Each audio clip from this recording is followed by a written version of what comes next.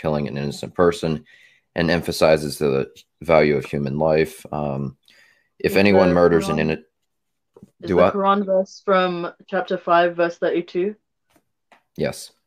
Yeah. We're very aware of that verse, but you can read it out. Okay. If anyone murders an innocent person, it will be as if he has murdered the whole of humanity. And if anyone saves a person, it will be as if he has saved the whole of humanity.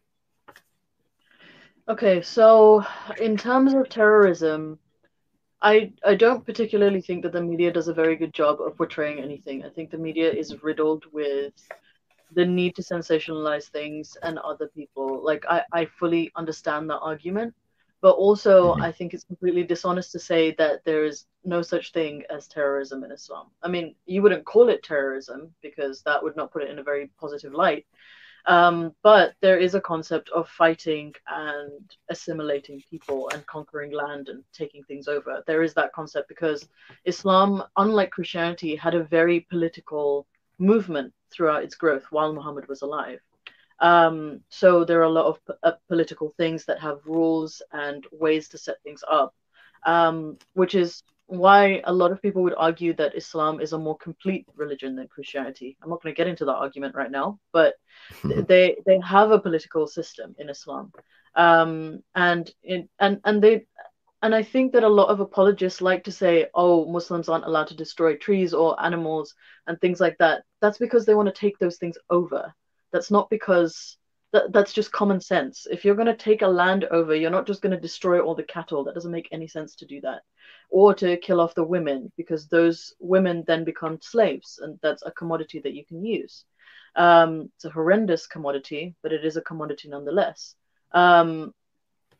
But in terms of that verse specifically, the context of that verse is, first of all, that is a verse that Allah, who is the God, the person who's speaking in the Quran, he is addressing the Banu Israel, or the children of Israel, or the Jews at the time of Moses, or previous or later. He's talking to the Jews, and he's commanding them that to kill a person is like to kill the whole of humanity. And whoever saves a life saves the whole of humanity, or whatever. But when you look into the exegesis or the tafsir, which is a handbook of how to understand the Quran and how to fully gauge what the Quran is saying, because a lot of the time the Quran is quite vague, and I think that's quite intentional as well. So when you look into the tafsirs, it's usually quite forthright in saying that you're not allowed to kill Muslims. Killing a Muslim is like killing the whole of humanity, and saving a Muslim is like saving the whole of humanity. And the exceptions listed in that verse, you know, not in the tafsir, but in the verse itself, is transgressors, I think. I'm not sure. Does it say there? Has it given the full verse, or just... I mean, it just has what it has in here, just those two sentences. It just says an innocent person. That's all. Okay, that's all it well, said.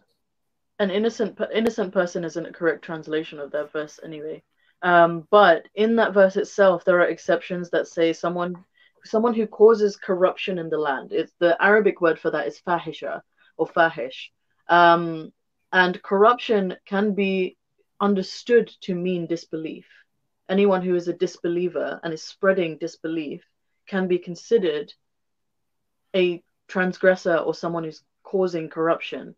So it specifically exempts someone who is spreading that from this rule specifically. And I think that that is an extremely problematic thing. And I think that, again, leaving that out and not fully, addressing that and saying we need to fix that is disingenuous. And in Islam, you have rules of engagement. There are rules about war and conquest and things like that. So you can't necessarily say that Islam completely doesn't allow that. I think that that's a silly thing to say.